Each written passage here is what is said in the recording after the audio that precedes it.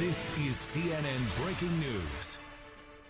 We have major breaking news into CNN. 3 sources tell CNN that according to an early U.S. intelligence assessment, the U.S. military strikes on 3 of Iran's nuclear facilities last weekend did not destroy the core components of the country's nuclear program and likely only set it back a few months. That's right. So this is an assessment that actually is out from the Defense Intelligence Agency. That is the Pentagon's intelligence arm. And it was based on a battle damage assessment conducted by U.S. CENTCOM after the strikes, according to one of the sources. Let's go to CNN national security correspondent Natasha Bertrand, who has this exclusive new reporting.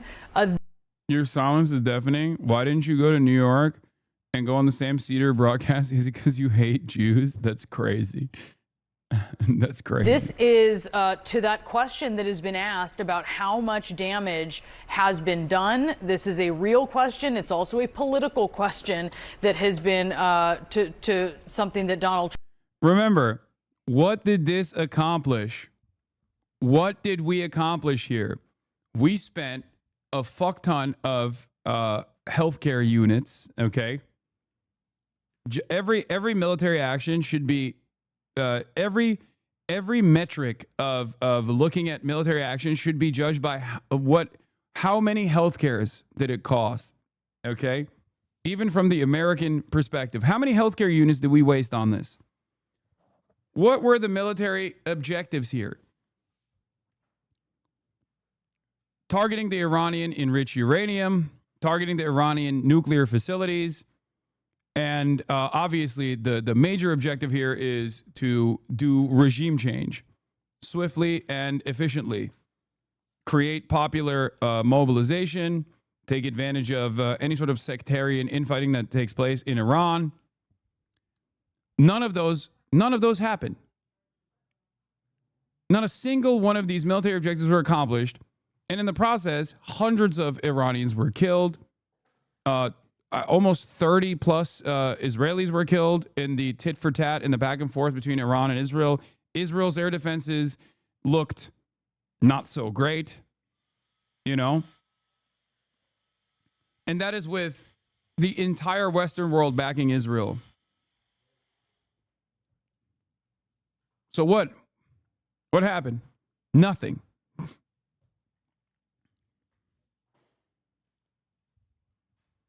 What could have happened, on the other hand, is Trump telling Israel not to do this, stopping Israel from doing this, and actually engaging in some kind of negotiation and lowering sanctions, lowering the nuclear sanctions with Iran, and have a much more reasonable, much more diplomatic Iranian leadership get success out of this negotiations process and go back to the JCPOA. Go back to the commitments that they had to the initial JCPOA agreement that was set up under Barack Obama. That would have actually made Trump look good. But he relied too much on the Israeli side driving the fucking process. He gave the steering wheel to Israel, and Israel is an insane, belligerent country. They're psychopathic. And here we are. Now you have now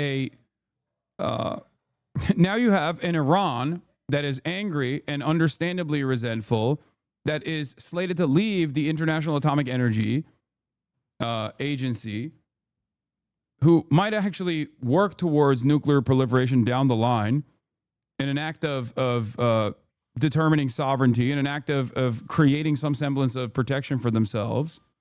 None of this had to happen. Trump has been sort of dealing with here recently. What a are you more learning, unified Natasha? Iranian population as well. Yeah, look, Brianna, this is the first assessment that we are getting that the U.S. intelligence community has found about the battle damage that resulted from those U.S. military strikes on these. This is crazy, bro. MOPs were created specifically for Fordow. There have been around 20, probably more, to be honest, MOPs that have ever been created, and the U.S. dropped 18 of them on Fordow on Saturday, and it was a tactical failure according to American intelligence. Maybe, dude, let me say something. Let me say something to you. Enshittification, okay? Have you heard of it? Have you heard of it? I think capitalism is so self-defeating that maybe it fucking even ruins the American military. These 3 Iranian nuclear facilities over the weekend. And as you said, it was produced by the Defense Intelligence Agency, which is the Pentagon's intelligence arm. And it is worth noting that it is a very early assessment. The strikes were only a matter of days ago. Lockheed is quiet quitting, dude. Lockheed Martin, Raytheon, quiet quitting. Boeing is already quiet quit. We know that already. Too much DEI. Too much corner cutting, cost cutting.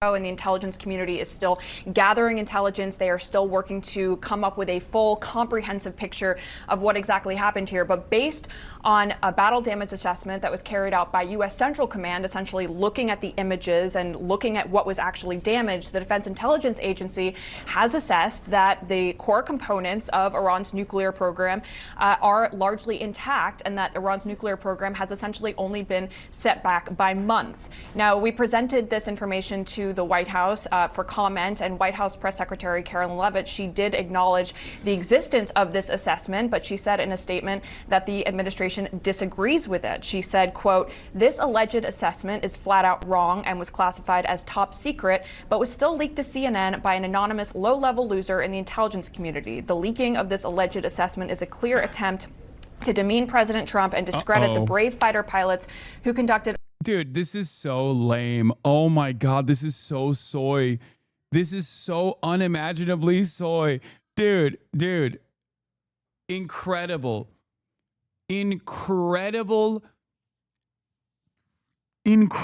soy right.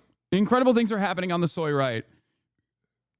You're hurting the feelings of our big, beautiful pilots. I can't wait for them to even mention that the pilots are women. It's gonna happen. Trust me.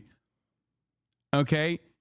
How dare you hurt the feelings of our big, beautiful pilots by leaking the intelligence community's assessment that their strikes was actually not successful.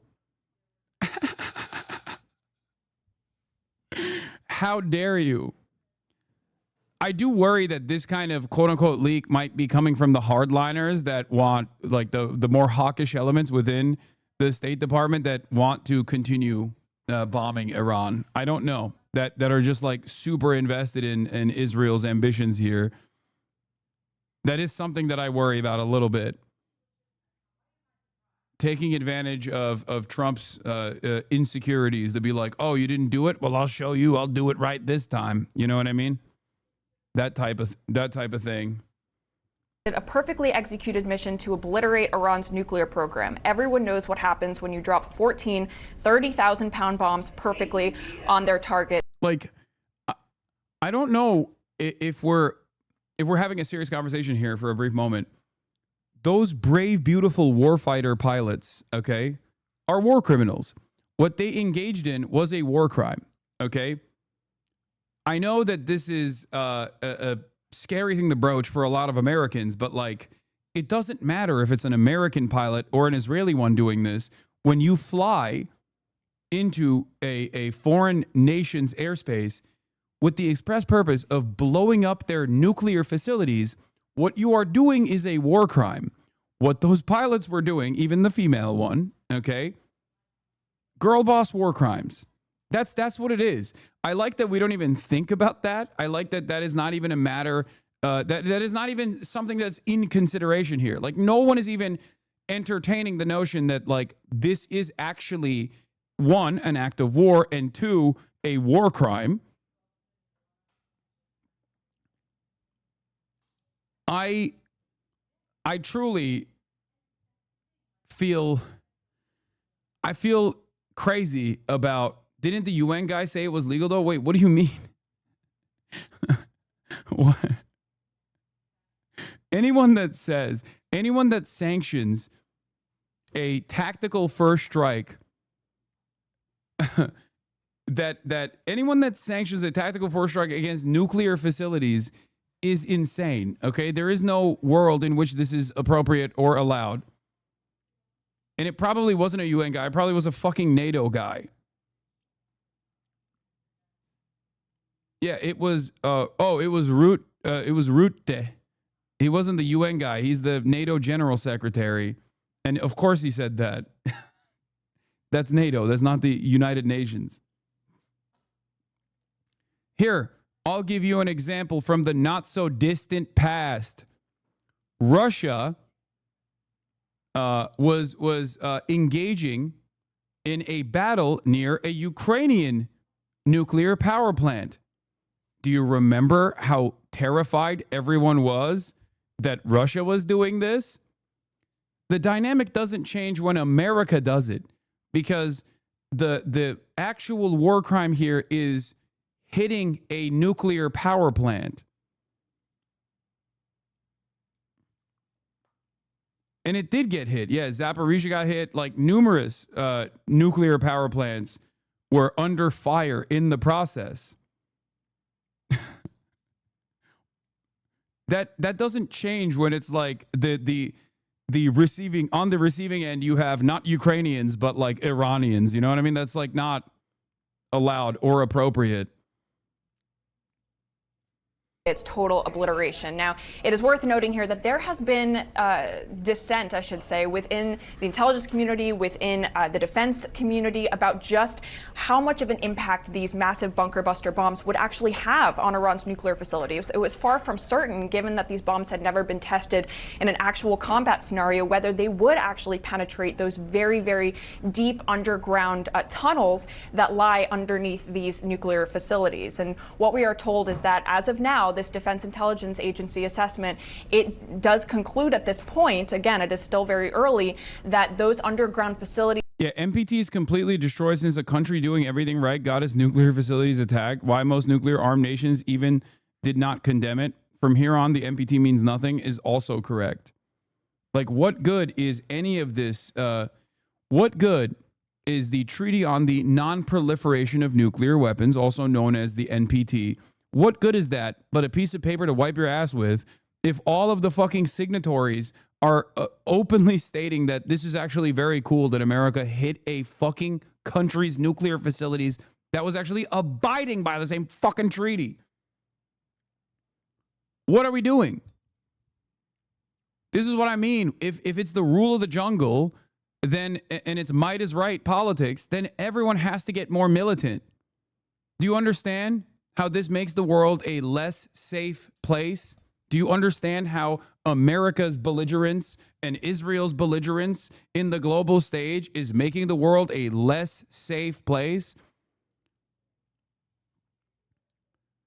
Now, obviously, the other side of the story is that all of these treaties and all of these conventions are mere suggestions, or rather, rules and regulations that the Western world has created specifically to bully whoever they've declared their adversaries, while they themselves violate all of those fucking rules in the process of enforcing these regulations and restrictions upon others. That is how it's been in perpetuity.